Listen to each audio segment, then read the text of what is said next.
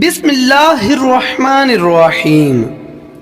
شروع اللہ تبارک و تعالیٰ کے نام سے جو بڑا مہربان اور نہایت رحم کرنے والا ہے۔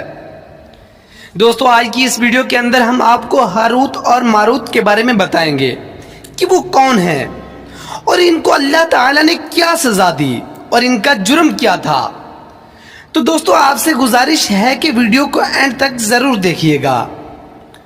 دوستو، روایتوں کے مطابق حضرت ادریس علیہ السلام کے زمانے میں ایک مرتبہ آسمان اور زمین کے درمیان سے پردوں کو ہٹا دیا گیا تو فرشتوں نے زمین میں آباد انسانوں کو دیکھ کر تعجب کیا اور بولے، یا رب العالمین، ہم تو گناہوں کے قریب بھی نہیں جاتے، جبکہ یہ بنی آدم گناہوں میں اتنے مبتلا ہیں۔ اگر ہم ان کی جگہ ہوتے تو کبھی تیری نافرمانی نہ کرتے۔ اللہ نے ارشاد فرمایا، انسانوں کو غصہ اور شہوت دی گئی ہے، اگر یہ چیزیں تمہیں دے دی جائیں تو تم بھی اسی طرح گناہ میں ملوث ہو جاؤ گے۔ لیکن فرشتوں نے کہا، ہم ایسا ہرگز نہ کریں گے۔ لہٰذا اللہ کے حکم سے فرشتوں نے اپنی جماعت میں سے دو بہترین اور اطاعت گزار فرشتوں کو چن لیا۔ اللہ نے ان دو فرشتوں میں انسانی فطرت اور شہوت ڈال کر دنیا میں بھیجا۔ وہ شہر بابل میں دو خوبصورت انسان بن کر آئے اور قاضی کے کام پر مقرر ہو گئے، جہاں وہ لوگوں کے درمیان فیصلے کیا کرتے تھے۔ ایک دن ان کے پاس ایک عورت اپنا مقدمہ لے کر آئی اور کہا کہ اس کا شوہر اسے بہت پریشان کرتا ہے۔ ہاروت اور ماروت نے جب اس عورت کو دیکھا تو اس کی خوبصورتی اور حسن سے مرعوب ہو گئے اور اس پر عاشق ہو گئے۔ انہوں نے اس عورت سے زنا کی خواہش کی تو عورت نے ان سے کہا، تمہاری یہ خواہش میں تبھی پورا کروں گی جب تم بت کی پوجا کرو، شراب پیو یا میرے خامد کو قتل کر دو۔ ہاروت اور ماروت نے شراب نوشی کو چھوٹا گناہ سمجھ کر پی لیا اور نشے کی مستی میں دو اور کبیرہ گناہ کر بیٹھے۔ اس عورت نے ان سے آسمان پر چڑھنے کا عمل بھی سیکھ لیا، جس کے ذریعے وہ آسمان پر جاتے تھے۔ جب عورت اس عمل کے ذریعے آسمان پر گئی تو اللہ کے حکم سے اسے ستارے کی شکل میں مسخ کر دیا گیا۔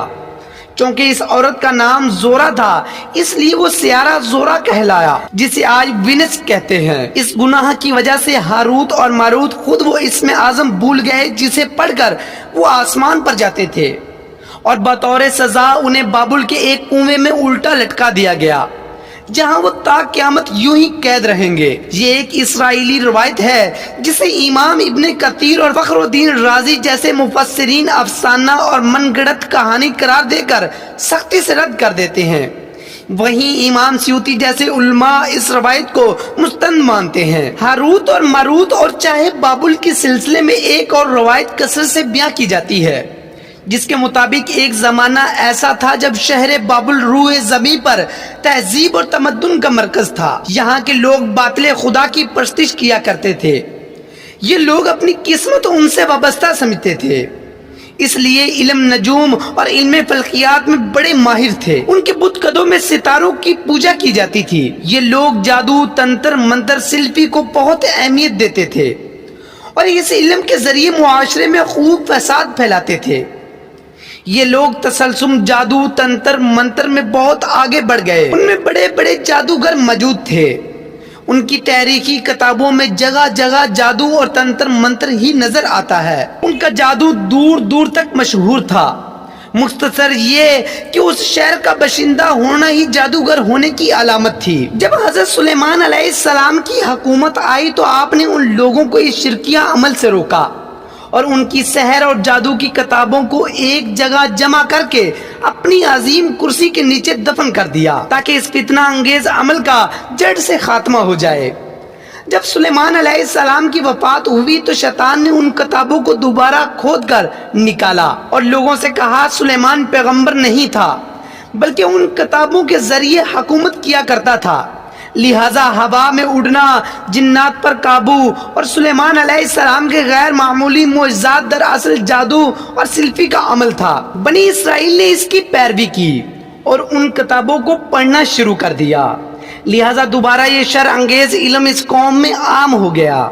اللہ نے سلیمان علیہ السلام پر لگائے گئے الزام اور تہمت کی نفی کرتے ہوئے سورۃ البقرہ میں فرمایا ہے، اور انہوں نے اس چیز کی پیروی کی جو شیطان سلیمان علیہ السلام کی بادشاہت کے وقت پڑھتے تھے، اور سلیمان علیہ السلام نے کفر نہیں کیا تھا، لیکن شیطانوں نے ہی کفر کیا، لوگوں کو جادو سکھاتے تھے، اور اس چیز کی بھی جو شہر بابل میں ہاروت اور ماروت 2 فرشتوں پر اتارا گیا تھا، اور وہ کسی کو نہ سکھاتے تھے جب تک یہ نہ کہہ دیتے کہ ہم تو صرف آزمائش کے لیے ہیں۔ لہٰذا جب یہ سحر کا علم بابل میں عام ہو گیا اور لوگوں کی تکلیف اور پریشانی کا باعث بن گیا، تو اللہ نے 2 فرشتوں کو انسانی صورت میں مامور کیا کہ وہ جادو کے عوامل اور اسے باطل کرنے کا طریقہ لوگوں کو سکھائیں، تاکہ وہ جادوگروں کے فساد اور شر سے محفوظ رہ سکے۔ لیکن یہ تعلیمات غلط مقصد کے لیے بھی استعمال ہو سکتی تھی،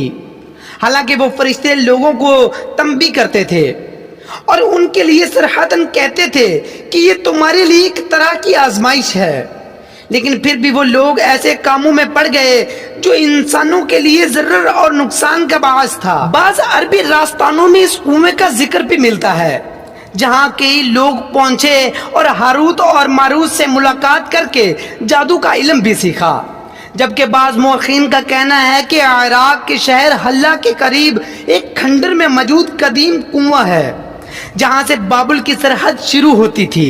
یہ اس کنویں کو ہی چاہے بابل قرار دیتے ہیں۔ بہرحال اس واقعے سے یہ سبق ملتا ہے کہ سلفی اور جادو ایک شرکیہ عمل ہے، مگر یہ کہ اس کا استعمال فساد اور شر پسندی کے خاتمے کے لیے کیا جائے۔ تو دوستو، یہ تھی آج کی ہماری ویڈیو۔ تو میں امید کرتا ہوں کہ آپ کو ہماری یہ ویڈیو پسند آئی ہوگی۔ تو دوستو، ملتے ہیں ایک نئے ٹاپک کے ساتھ، تب تک کے لیے دعاؤں میں یاد رکھیے گا۔ اللہ حافظ۔